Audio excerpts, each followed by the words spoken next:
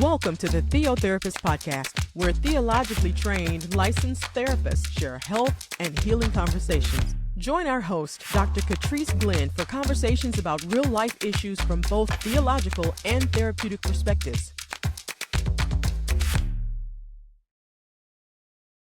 Hello and welcome to Season 3 of the Theotherapist Podcast. This is Episode 3, and we are so glad that you are joining us today. I have an awesome guest today, and I can't wait to introduce her to you. But first, a bit of housekeeping. I want to make sure that if you're not following us and subscribing, that you do so now. Go ahead and give us a follow, a subscribe, and a share if you can. Know that we're on all podcast platforms as well as YouTube. Occasionally, we'll even do a YouTube live, so make sure that you're joining us for any of the episodes that we have upcoming. Visit us at our website at thetherapistpodcast.com or visit us at seeksolacenow.com. Also, just so you know that the episodes that we have usually feature licensed therapists, just as myself, but our episodes are not intended to be a substitute for professional counseling. We strongly encourage you to find a therapist of your own so that you can work through whatever your personal and unique needs are. Once again, glad that you're here. Let's buckle up. Let me introduce you to the awesome guest that we have today. Today we have Sabrina Gilchrist with us, and when I start reading to you all these accolades and all these letters behind her name, she's got even more than me. So I'm going to acknowledge that and give credit where credit is due for all the hard work that she has done to get to where she is and to give back to others and to pour back into others. So Sabrina Gilchrist is a MDiv, MA, licensed clinical mental health counselor and a nationally certified counselor. She is a spiritual coach, an author, a consultant. She's formerly been a nonprofit executive, and she's a highly sought after speaker, teacher, and mentor. She's someone who inspires others to navigate the challenges that they're facing so that they can foster growth. In addition to her clinical work and her leadership, Sabrina offers spiritually integrated coaching, consultation, and suicide prevention training through her entrepreneurial ventures. And she has her own LLC, Sabrina Nichole LLC. So I want to introduce you and invite her to say hello. How you doing? Hello, Sabrina. How's it going? Going well. It's going well. Thank you for inviting me, and thank you for that lovely introduction. It's hard to believe that's me, but thank you. You know, with so much, it sounds like that you've been doing, to kind of build a space where you are looking at everything from suicidality to consulting to spiritual integration. I'm curious, how do you see the integration of theology and therapy? Like, how do they connect for you?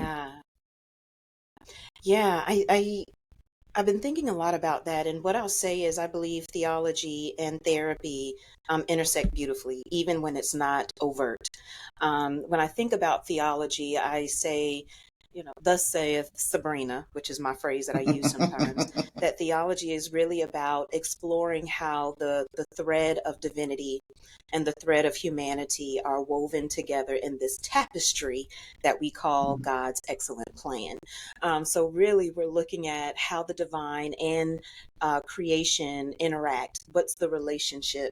And what do we believe? Why do we believe it? And how do we believe it? And really what it boils down to is, at least from my faith perspective, that God's plan for us is excellent. God's plan for us is good. God's plan for us is wonderful. And we are meant to live well. And to me, that's where therapy or counseling, I may use them interchangeably, that's where that comes in, because the whole goal and purpose of counseling and therapy is to help people grab a hold of wellness, to rediscover hope, and then manifest that hope in their lives so that they can truly live well within themselves and to be well with others. I think that whole wellness mindset is what undergirds kind of the bridge to me between theology and therapy, because it is, to be well with our soul, right? And to be well with our mind and our body and our spirit is kind of the goal that we see connecting all these pieces together. Today's topic and the title that we kind of bridged as a talking point for today is Hold On, Black mental health in trying times, right? I know you're aware, I am aware, there's so much happening right now. And in my client base, I have a large number of African Americans. I imagine you might as well. And so what emerged kind of in our discussion before this session today was what's happening with Black mental health and what are some things we can bring to the surface and lift up at this intersection point of theology and therapy, because these times are trying. There are so many uncertainties. There's so much political unrest. There is, there are people dealing with life transitions. There's just a lot of trying situations and times. And so I'm curious for you, when we start thinking about kind of either this topic of Black mental health or one of your passion areas, like how do you see that fitting into kind of the work that you're doing? Yeah, I love that question. So, the reality is, and let me put some guardrails on what I'm saying and what I'm going to talk about. I'm going to talk from the perspective of yes, sort of this culmination of what I'm seeing with my clients in therapy, but also kind of the lived experiences happening across the United States with all of the changes that we have going on. So I'm limiting that view to just US, and then also my particular interest right now is around the mental health of Black males, Black men and Black boys in the US. So that has opened up the door for me to do a lot of digging into what is happening. What are the statistics? What's the data? And then also historically, we know there's a lot that is factoring into how we are navigating life in the U.S. One of my areas of interest, along with suicide prevention, is trauma recovery. And so we know that trauma really is, in Sabrina Ease, I tell people trauma is any energy, feeling, experience that's stuck in our bodies. Oh, yes. It's just stuck. These things that we have experienced that have caused disruption, that have caused us to be off balance, it gets stuck in our bodies and it creates trauma responses. And we know that, within the Black communities, and I'm intentional about putting that in the plural, because there are lots of different, there are a lot of different experiences in here. So in Black communities, we're facing a lot of trauma, dealing with a lot of trauma that is both historical and generational. We know we've got racial trauma happening, vicarious trauma. An example of that, I tell people, when we think about the George Floyd and others who have been murdered in this country and through these really horrible means, the more we're seeing it and hearing it, we begin to have vicarious trauma. These things are impacting our mental health as a people. And so, and then my own lived experience with my faith, with having mental illness diagnoses, having been hospitalized once before, living with suicide risk, and then reconciling that with my faith, because I am a woman of faith. All of those things have impacted my journey in terms of how I want to contribute to the mental health in our communities. And then the other thing is this, I'm going to quote sort of Mabiti's words in his book, African Religions and Philosophies. And basically what he said is, African people are spiritual people. We are religious people. You cannot separate the African from his or her or their spirituality. And so our interventions and the way that we take care of ourselves must incorporate that multicultural aspect of us. We are spiritual people. Notice I'm not necessarily leaning into the religious part. We are spiritual because at our root. We are spiritual. At our root, we are spiritual, and that manifests across many different types of religions, or no religion at all, but just simply being spiritual. So we've got to factor that into how does the soul and the spirit interact with our mental health, our physical health, all the healths that are folded into a sense of wellness. I think that affects, kind of how we shape the guiding question for each podcast episode. We have somewhat of a guiding question, something that we want to speak to kind of to direct the work that we're doing in this space. The question for this particular podcast is how do we make it through these times, right? So how do we draw on that kind of spiritual rootedness within our communities? How do we pull on recognizing that there are perhaps some traumas, vicarious or direct, that we need to navigate through? And how do we find a way through this? What's our way forward? I think as a guiding question that just kind of sets the tone for us to look like where do we go from here? Not to escape the fact of everything that fed into us getting to here, but to also look ahead to see what are some other things that we can do that can help us move forward. Do you have any thoughts on that guiding question before we kind of hit some topics? I do. I have quite a few thoughts, quite a few thoughts, and quite a few things that I've been playing with and thinking about, even as I have tried or have been, like everyone else, trying to navigate the current landscape and what's happening. There are some things that we need to do. One is certainly need to acknowledge and name the pain, not so that we get stuck in it, not so that we stay there, but we can't deal with or navigate or process things if we ignore that they exist. And so I think in the Black community or communities, that stigma is still there. It's lessened in the last few years, but it's still there. And so we have to continue to do work to tear down the stigma around mental health and getting support. And as we do that, we've got to be brave enough to name the challenges and the struggles that we've had. And then in the naming, hopefully finding solidarity with one another so that we together can envision the way forward. One of the things I tell my clients, scriptures. Oh, I'm sorry. Go ahead. No, I was just going to say, one of the things I tell my clients often is you can't heal from anything you can't name, right? If you are not able to face it enough to acknowledge it and name it, how can you heal from it? You've got to find a way to have the courage to at least name what ails us. Go ahead. Yes. And in so doing, and I love that, and in so doing, I believe those of us who are in a position to hear someone else name their experience and their struggle, we have to do the work to honor their story. That's the other piece to it. It's not enough to just hear it and then try to offer, solutions and try to fix it. But sometimes what we really need is to just be heard and for people to honor and affirm, that's my experience. This is my truth. This is my narrative. This is my story and my journey. And in doing that, we begin to create what Soul Shop would call soul safe community.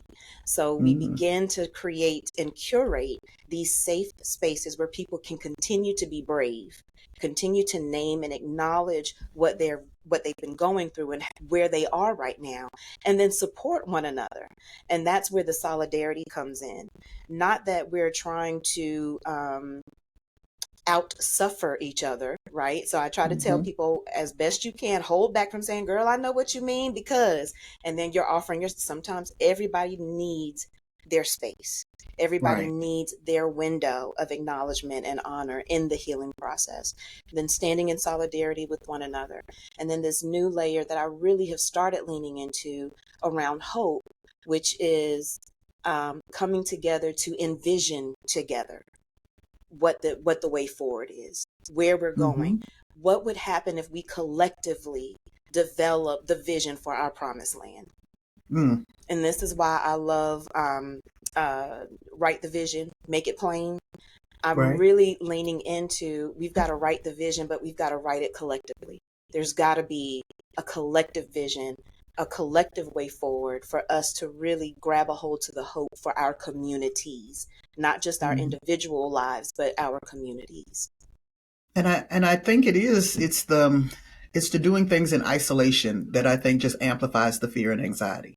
Feeling like I'm the only one going through this. I'm the only one experiencing this the way that I'm experiencing it. But I think when we are intentional to kind of come together and bear one another, draw witness to one another's experience, that way we collectively can kind of fight this and develop strategies that will help us navigate through what it is that we're dealing with.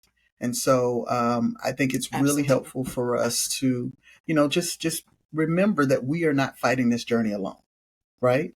There is That's community. right. We can create community where we don't see it, and we can find it where it That's already right. exists. That's right. That's right. I think another layer to this that I will add is we've got to be realistic as well. Mm-hmm. We do. There is we got to be realistic, right? I was recently on a panel and I kind of referenced being a part of the microwave generation, being in a point in our history where answers are at our fingertips, quite literally. Um, Everything moves so quickly that I think it has obscured the reality that some things like change truly Mm-hmm. takes time. And actually, I'm going to amend that and I'm going to say transformation takes time. Change can It happen does. quickly, but when it happens quickly, you run the risk of it not being sustained. Mm. But Or transformation, on fully the other formed. hand, is Mm-hmm. yes, yes. And so we've got to be realistic about this. I understand people don't want to feel pain. We don't like to suffer. It's not in we don't like that. But the reality is healing sometimes hurts worse than the initial injury Mm-hmm. or the initial wounding. And we Oh, it have to be does. willing to let it take its time to heal and run its course. And so as we are working together and healing together, we also have to extend some grace and some Mm-hmm. patience in the process. So I think that is incredibly important as well to lay that out there. And it's why, when I go over professional disclosure with my clients, I tell them, listen, when in therapy, there will be times where it's going to hurt. Mm-hmm. It's going to hurt. And you may question, why am I doing this? Or Right. how long do I have to hurt? I mean, certainly I can identify with that sentiment, Mm-hmm. but it's a part of the process and it is truly healing. And it's recognizing as well that it may hurt until it feels sustainably better, right? Sometimes that Yes, healing process is not quick, it's not immediate, but it's purposeful. It's correct. moving in a direction. Yes, One of the things we talked absolutely. about, we've already kind of, alluded to it, but, how do you see the spirit influence in our mental health? I mean, we've talked about it. We've talked about the bridge. We've talked about the collectivity and a couple of other things, but I'm curious, when you think mental health and you think wellness and you think spirit, how's it influence? Yeah. So I am what I call a frou-frou hippie born in the wrong decade. I believe that spirit is a part of everything, that it is inseparable, that it is infused in everything we do and all all we are. Um, Mm-hmm. so I tend to lean towards orientations that theoretical orientations in counseling that are much more spiritual overtly than some of the Right. more covert theories that we deal with in counseling. And I am a huge fan of Viktor Frankl and Mm-hmm. logotherapy, which is really focused on helping people find, create meaning in their lives, and Yes. particularly creating meaning out of suffering. Right. So huge proponent of Viktor Frankl and logotherapy, also a huge proponent of transpersonal Mm-hmm. therapy approaches where there's an intentional integration of people's spiritual practices, if they want it, to help them achieve wellness. And Mm-hmm. we know from the wellness wheel that spirituality is a part of that. It's one of the 8 dimensions or domains of wellness. So Right. I think in order to help people be well and live well, we can't ignore the spiritual aspect of us. Mm-hmm. Our spirituality is where we make our meaning, where we align with our values and connect to something greater than ourselves. And so I believe that is a crucial part of our well being as people. And I think it is that same meaning making that helps us in stressful times, right? It is all in how Absolutely. you understand and perceive what's happening in this season that helps you navigate it better, right? If whether Absolutely. it's the church phrase, and we wrestle not with flesh and blood, right? Whatever it is that, Yep. that helps you understand and frame meaning to what's happening, that helps you to navigate, I think, and find a healthier way of being, because it has Yes. some way of stabilizing and framing the experience for you. Absolutely. It reminds me of Nietzsche, who Viktor Frankl borrowed from, Hmm. but Nietzsche saying, he who finds a why uh, can bear almost anyhow. Yeah, He who finds a why to life can bear almost anyhow. And so if we can tap into the meaning and tap into our personal why, why do we need to or want to survive these times? Why? What is the why? And for me, the why part of it is to help people, right? I want to help people be okay. I can't do that if I'm not here, right? I can't help people if I'm broken down myself somewhere in a corner, right? And so right. that is my why, to take care of myself, to pursue and to um, cultivate my mental health and well-being so that I can help others reach that state as well.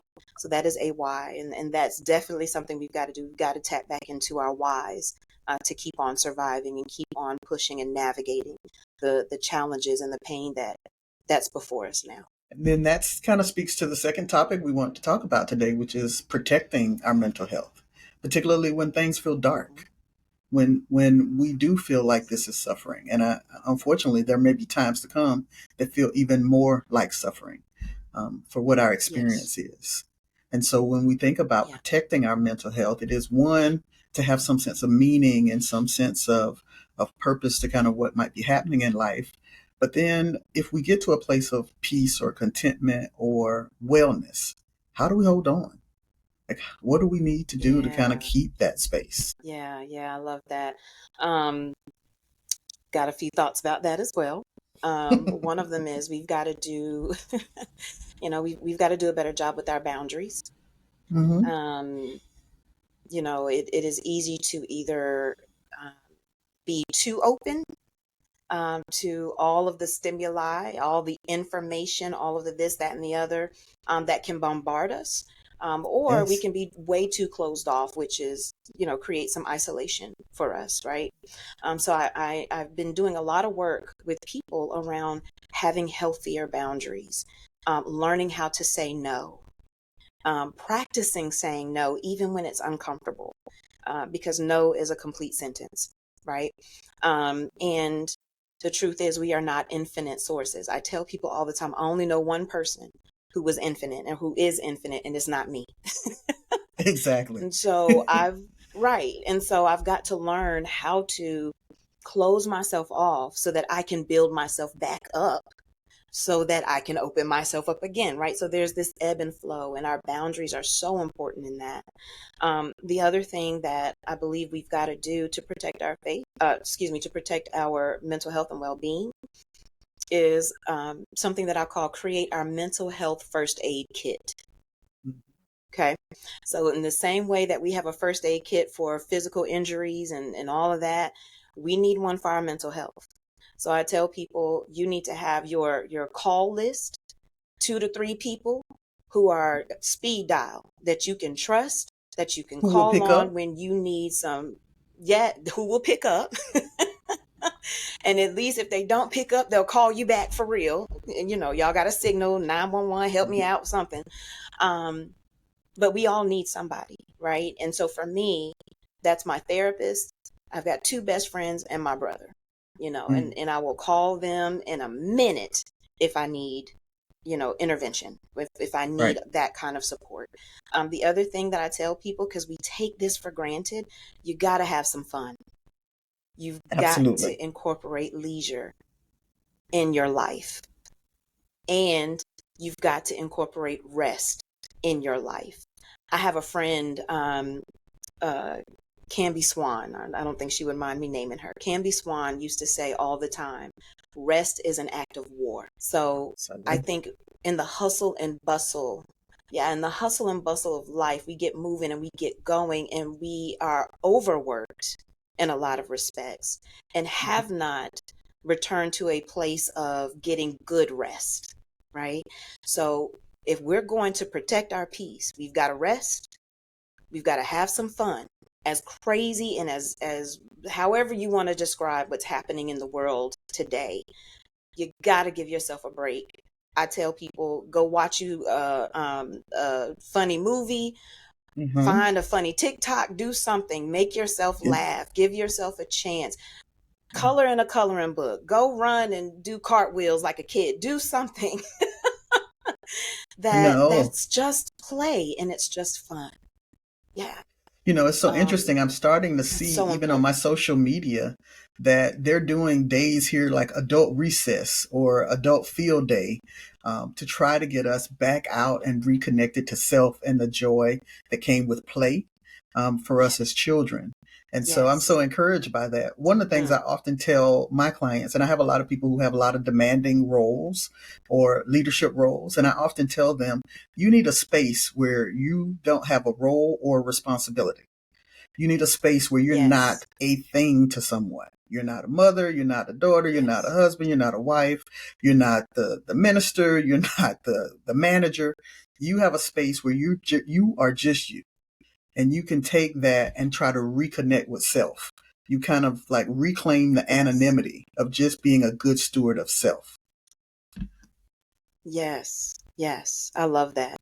And it's so true. It's so true. And, as I think about myself, I had to come to a realization that I would go and try to find those spaces, and I would join, the clubs, the different hobbies and things like that. But then I would just start trying to, take on leadership in that group, or whatever the case may be. And I said, Sabrina, that's not what this is. You're supposed to be just having fun, not Mm-hmm. not trying to make sure everything runs smoothly and all this. So I would just say to people, especially folks who tend to be workaholics, Mm-hmm. or come from a family system of workaholics, it is okay to not work. It's Right. okay to be in a space that you enjoy just for the sake of enjoying it. You don't have to go and make every space better that you go into. And Sometimes it's reminding okay to yourself just that be. rest is productive. It is serving a Yes. purpose. It does have meaning. Yes. It is doing something Hmm. when you're resting. You have to replenish. You have to create spaces for this body to continue to thrive and to be nourished. And if you don't, you can't create, you can't play, you get bogged down, and it's going to just further pull you into the dark space. Yes. Yes. Absolutely. Um, and then the other thing, and I'll let this be kind of my last one for this question at least, is we've got to monitor what we are consuming, Mm-hmm. right? Um, you know, we've got to be vigilant when it comes to our thoughts. We've got to be vigilant when it comes to where we are spending our time and how we are allocating our attention. Right. So if I am someone who all I do is sit and consume all the negativity and the negative commentary about what's happening, if that's all I'm consuming, that of course is going to impact my mental health. Mm-hmm. I'm not saying to ignore what's happening. I'm not saying that at But all. limit. But what I am saying is, especially limit it. Absolutely, monitor, limit. Make sure you're balancing it out. This is why Mm-hmm. I love platforms like Upworthy. Where you can turn on the news and all that and get all this negative stuff about what's the suffering in the world. But then you've got outlets like Upworthy who are intentionally elevating positive stories and letting you know it's not all bad, right? There is Right. still some good and there's still beauty in the world. So really making sure you're consuming that as well and not more of the other is so, so vitally important. And being intentional about surrounding yourself with some element of beauty. Mm. I intentionally surround myself with pictures of flowers and the ocean, and it doesn't matter if it's dark outside and raining. I've got something around me where I can look at and say, "This is so beautiful." and it reminds me that there's still beauty in the world. That's so important and so powerful. I often tell people, usually every fall before my year starts, I go and do a 3-day silent retreat. And either I'll do it at a monastery or the mountains or someplace that's just beautiful and it's quiet. It's just me. It's just kind of reconnecting to nature because I feel like that grounds me back into who I am. Yes. It's no longer kind of the things I have to do and the places I have to be. It just grounds me in just who am I. And I think that grounding helps me stay, stable, so that I can navigate the things that may come. Because, the world Yeah. gets pretty loud. And we have to find Very these much. quiet spaces and connect to beautiful things to be reminded that, there's still life even outside the chaos. Yes. Yes. I love that. And not be afraid to get quiet and still. I more recently have heard, people say, I don't like to, the part of the reason I do so much is because when I get still, that's when the thoughts come. That's when the Mm. feelings begin to come. And so that's where I go back to, circling back to the beginning of our conversation, acknowledge, name, and let it process. So, because otherwise it's stuck inside your body, right? Right. So Mhm. being brave enough to get still enough to let this stuff work its way up and out is necessary. And it takes courage. It takes courage to look at what's really there. But I do think toward the goal of healing that is necessary. Yes, yes, yes. And I tell people, don't try to do it alone. Get a therapist. Hmm. I am a therapist with a therapist, and I see her As faithfully am every 2 I. weeks. Well, and as a person who counsels therapists and as a person who teaches therapists, I always say every healthy therapist has a therapist. It is because we recognize that Yes, there's still avenues in our lives that we need to process through, that are separate from the work that we're able to do with others, the holding spaces we're able to create for others. We still have our own lives. We still have the things that have happened in our life, in our experience that we're navigating. And it's good that we, take our own medicine as you would, if you would. that's right. That's right. Got to practice what we preach. Absolutely.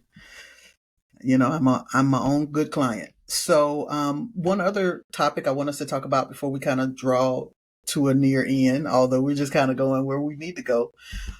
Keys to sustaining healthy spirituality in this season. We talked about navigating and protecting our mental health, but this is a season when spirituality is struggling as well for some. How, the God questions, how Yes, could God, how could God allow, how could God do, is God paying attention, all of those things that connect someone to spirituality, or just what's happening. I feel in the earth, my spirit is telling me that there is something happening here. What are your thoughts? absolutely. And what a powerful question. Yeah, what a powerful question and a necessary question. I'm going to very briefly pull from some humanistic and Hmm. logotherapy kind of Come on, language Frankel. that, yeah, that I do think that there is something of a spiritual vacuum Hmm. that we are experiencing in the world. And that spiritual vacuum really showing up as this sense of hopelessness and despair, the feeling lost, questioning purpose, and having these really intense existential questions, which are not in and of themselves bad. We all have them. Hmm. And I am a proponent of asking them.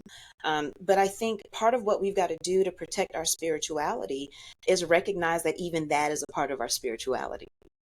I think in faith circles sometimes we perpetuate this idea that we should never feel those ways, that we should never ask questions, that we should just have faith and be grateful and thankful and trust God. And I'm not saying those things aren't true. What I am saying is we're human. Hmm. And even Jesus asked from my God, why hast thou forsaken me? Right. And so I've been really leaning into the power of lament as a spiritual practice. And we see that in the Bible, especially in Psalms. And we've got a whole book called Lamentations. I think we've lost a little bit of the art and the spiritual practice of lament. And lament is simply just the grieving, the complaining, the wailing, and not complaining in a place of being stuck, but Right. truly crying out to God and saying, what is going on? Where are you? The very things that you just asked, Dr. Glenn, those questions. Is it Habakkuk? Habakkuk, he's like, don't you see what's happening? And this is right before, he gets the whole write the vision, make it plain thing, and Right. you've got these prophets that cry out to God and say, just kill me now. And I think over time, we try to rush through, and we've preached through, and we've taught through those texts in a way that we don't sit with the pain of it. We like to take people. We want to skip them past it. Right. We want to get to the celebration. We want to get to the catharsis of the shouting and all that. But there is power in sitting in the ashes, not living there, not residing there. But it's okay to but sit acknowledging there again and acknowledge. Yeah. So that is very much a part of spirituality as well. And I tell people, God is not intimidated by your questions. Not my God. Nor is he afraid. If God is who you say God is. Right.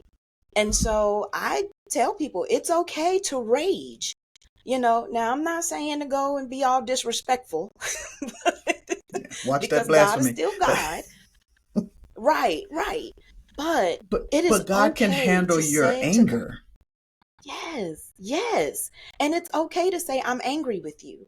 I will never forget having it out with God one night. I was mad, and God, I kept feeling the pull, on my heart. Come talk to me. Come pray. Come talk to me. And I'm like, I'm not talking to you. I'm mad. I was really mad. And then it got so loud, and the pull, the tug was so strong that I finally said, fine. So I go and I lay out on my floor, and I am fussing God out. I'm fussing God out. I'm laying out all my grievances, all my questions. I'm mad. And I remember ending that whole session by saying, and I want to forgive you, but I don't know that I can. This is me saying to God, I want to forgive you, but I don't know if I can. The absurdity, right? But truthfully, that was my experience. And I was waiting for lightning to flash. I was waiting, because I was like, no way God's going to let me get away with that. But after I said it, there was this peace that came to me. And I heard very clearly the Spirit say, okay, now we can begin. And that started my repair and my healing when it came to my relationship with God. So I say to people, it's okay. It's not like God already doesn't know. He knows how you feel. It's Why okay are you hiding it? Because when we name it, right. Because when we name it, we take some of the power from it. We have the ability to regulate it more. And we can put the cards on the table and begin to sort it out. And we can sort it out with God. So that's one thing. The acknowledgement, the lamenting, being truthful with yourself, being truthful with God. This is how I'm feeling. I don't understand. Whatever the sentiments are that you feel. The other thing to protect our spirituality is we've got to be consistent with our spiritual practices that we already have, right? And the spiritual practices that actually mean something to us, that we get something out of it. I'm not talking about, keep going to church just because that's what you always do. If it's not, I'm not saying don't go to church. But what I am saying is whatever the practices are, if it's journaling, if it's gardening even, because that can be a very spiritual practice. Anything that gets us, out in nature, gets us grounded, all that, those things, whatever it is that feeds our souls, we've got to do that more consistently. And then I also tell people, and it's okay to try out a new spiritual practice. So I have always been a person of prayer. Loved to pray. I was a Mhm. kid praying and going to prayer meetings and stuff, just loved it. Well, in more recent years, I learned something called praying in color by Sybil Macbeth, I think is her last name. Wrote a whole Okay. book about it, but basically it's a different type of praying where you're praying literally like with doodling and colors and markers and all of that. And I put a twist on it and decided I wanted to pray with paint. So I literally, instead of using words, will take the colors and whatever I'm feeling, whatever my spirit is carrying, literally put it on the canvas. Just no words, no, just whatever comes to me, because I believe God is fluent in that language as well. So God understands. So that's my new spiritual practice, and that's been incredibly helpful. One of the practices that I talk to my clients about is centering prayer. Perhaps, I've spent enough time at the Yeah. monastery that centering prayer has kind of come to the forefront as one of those contemplation practices where you Hmm. allow yourself to just sit in God's presence. Excuse me, you sit in Yes. God's presence. It's not about the conversation, it's not about the request. It's really just to be able to sit and be in the presence of God in spirit. Yes. I find that Yes. particularly helpful, and I love several of my that. clients have found it to be a helpful practice as well. And as we're approaching Lent season, right? For those of us who Hmm. acknowledge the Lenten season, I am someone who typically observes Lent. For me, it's a time of kind of reconnecting myself and getting grounded again in my Yes. spirituality. So it's less about the, what's being restricted. For me, it's more about the refocusing. It's the refocusing on what are those Yes. spaces of my spirituality that feel disconnected, that I want to reconnect. Yeah. And so that helps me Yeah. sustain having these intentional spaces where I'm going, okay, self check. I feel a little separation here. I feel some disconnect here. What can I do? What practices can I Hmm. observe to kind of get me regrounded in my spirituality? Yes. Yeah. Yeah. And yeah, I love that. That refocusing, that recentering, everything Mm-hmm. that you said. I love that. And I think it's so vitally important. Um, and then the other thing along with that, right, is not just the consistency of it or trying something new, but it's also increasing it, increasing the frequency of it, increasing. Because I compare it to this: if I am going to the gym, working out more than I used to, my body needs more fuel because I'm expending more energy. Yes. In other words, I'm gonna be hungrier. My metabolism speeds up. I'm hungrier. I may have to take in more calories, uh, to maintain and to continue to be strong and to get stronger. It's no different when it comes to our spirituality. In times, I'm going to use this phrase, in times of warfare, there's an increased expenditure of our spiritual energy, an increased expenditure of our oil, our anointing. There's more involved here. What that means is we've got to increase our intake of our spiritual food. Bottom line, if I go into increased warfare or go into warfare and think that the calories that I have been taking in are enough to cover the increased energy, no. Mm-mm. So that's another thing. Whenever we go through these periods and these times of suffering, and even the energy and the atmosphere that we're in now as a country, um, it has increased. The stress, it has increased. Therefore, we need to eat more of our spiritual food in order to survive and hopefully thrive in it. Absolutely. That's always the goal. As we're kind of drawing to a conclusion, man, this has been such a great conversation. This could be a part one of 15. Uh, but I am curious for you, just how do you, and I want to give you opportunity to talk a little bit about your passion and kind of where these things are going for you, like whatever you're working on now, or just kind of where your passion is taking you. Um, how are you navigating this season? Carefully, intentionally, and I want to stress intention. Um, Hmm. I truly believe we're in a place in a time where we can't afford to just get up and kind of play this by ear. We've got to be intentional about our self care. intentional about our boundaries, intentional about our what we're consuming and how much of it we're consuming. And so I'm navigating doing all of those things. I also am really leaning into the increase of my spiritual practices when it comes to prayer and meditation. I'm doing more of the hobbies that I love, like reading. Um, and I jokingly tell people I aspire to be a crochet queen. I am not good at crochet at all, but I love it. And so trying to do a little bit more of that and not being um, distracted by the outcome, right? Right. Because the outcome is going to be terrible. I'm terrible at it.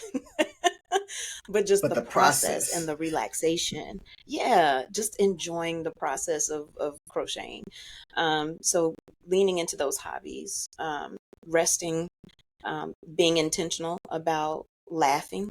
That's big Hmm. for me. So I find a reason to laugh every single day. Even on hard days, I'm going to find something that's going to make me laugh. Hmm. So that's really how I'm getting through this. And of course, people. I tell people I have what I'll call earthly angels. So really in checking in with my tribe, my earthly angels, even, if it's a text message or whatever. So keeping that um, sense of community with people that I feel safe with. We all have to find an outlet, right? We have to find spaces Yes. to kind of keep us nourished and encouraged. Um, Yes. One of the things I wanted you to speak a little bit about is you're in a doctorate program. Tell us about your doctorate program and I your am. research. Yeah. So I am a first year doctoral student at Denver Seminary, and I love it. And it is stretching me, and in a lot of ways, it's stretching me to think on that doctoral level and begin to engage and assess research at the doctoral level. But also, I like to share with people it is an exercise in sitting in otherness. Hmm. Denver Seminary at its foundation is evangelical. I am not evangelical. In fact, I'm pretty not evangelical actually. um, and I knew that, when I Hmm. applied to the school. Um, and I felt safe applying to the school, and I felt good about it because Denver Seminary does have what they call charitable orthodoxy, meaning you don't have to necessarily believe what they believe to go there or live into it through that denominational lens. Um, but it's been interesting to sit with people who have a differing view and different theology, and also finding ways in which our theologies and our values overlap, that there are Yeah. similarities there.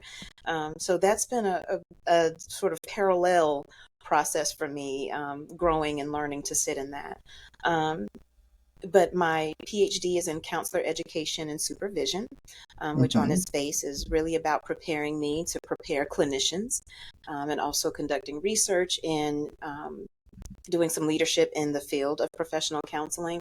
The thing about it being at Denver Seminary is there's an intentional integration of spirituality in it, which is what I was looking for. I do have a passion in spiritual integration of mental health and wellness. That's why my consulting is what it is. I am a spiritual coach and a spiritual consultant. Um, while there, I have had the opportunity last semester to write a current issues paper that required us to kind of see what kind of advocacy movements are happening in the field. And I came across the American Counseling Association's partnership around the mental health and wellness of Black men and boys. Um, so I did that research, and that's where I learned about the increased suicide risk and actually suicide rates among Black Hmm. men. We have seen an increase in suicide in Black men and boys by 25%. Hmm. A very short period of time. And even though the Black communities are lower, some of the lowest actually, in terms of suicide rate, we have to ask the question, why is it Why is increasing it so much so increasing? quickly? Hmm. Yeah, yeah. And so that really opened my eyes and started kind of it sparked the passion for me to pay really close attention to the mental health and well-being of our Black men. The other thing is in my research and in some of my courses, um, I've found out that the peak age for suicide for white men and white women, somewhere in their 50s, but the Mm, peak age for suicide for Black men and Black women is more in their 20s, right? And so the implications of that, and Dr. Joe, mm, um, I can provide the citation later if you want sure. it, but Dr. Hmm. Joe really talks about the implications of that being, it means that white folks are losing older generations, but Black Mm. folks, we're losing our future. And so we've got to figure out how to intervene in a way that we have a strong future as a community of people. I mean, that's. I'm so glad you shared that information. I think there are not enough of us focusing on that right now. I think in our community, and with these heightened stresses that are headed our way, I think it's even more imperative that we pay attention. What before, perhaps in some of our Absolutely. communities, we thought is something we don't do, unfortunately, has been increasing and at a rapid rate. Noticing it, I've been in youth Absolutely. ministry for 25 years, and recognizing the number of Black males, teens and young adults whose funerals I've had to attend or participate in definitely speaks to the fact that we Absolutely. are not seeing this as a rising epidemic in our communities that we need to address. Hmm. I We so absolutely need appreciate that. to, and yeah, absolutely. It definitely is, to your point, rising to a point of it's a public health concern. Hmm. It's the third leading cause of death for Black males in our country, and we've got to do something about it. Well, I'm glad that you're working on this, and we'll continue to look for what you bring forth for us so that we can continue to see ways that we can respond. Maybe focus on the things that need to be focused on and leave some of the foolishness out there, right? I know So, that's are right. there are there any other like exciting things you have coming up that you want to make the audience aware of, and then tell them how they can find you? Yeah, yeah. So doctoral studies, of course, exciting. Woo. But Woohoo! also, what? Yeah. But that's led me to be much more intentional about doing work in suicide prevention. I mentioned earlier that I have lived experience with suicide uh, ideation and attempts. So that's why it's a lived experience. I've navigated through that, and I'm still here. Praise God. Um, Hmm. but between my own experience and then the research that I have come across and I'm starting to lean into, made me go, I need to be suicide, like I need certifications. I want certifications to go and train people how to create safe spaces and how to respond. So I recently got my first certification, which is the Soul Shop for Black churches. Oh, And nice. anybody who's interested, I would tell them to look it up, Soul Shop. You can also go to the American Foundation for Suicide Prevention and search for it, because Soul Shop is a partner with AFSP. And it's really focused on going and training faith communities and how to create soul safe spaces to support people who are impacted by suicide, which is everybody, whether we realize it or not. Soul Shop and the suicide language, suicide prevention data, talks about there are generally four categories of people that exist: either people who are thinking about suicide, people who are worried about someone who may be thinking about suicide, someone who's lost someone to suicide, and someone who has lived experience with suicidal behavior and risk, like I do. So we all fall in those categories somehow.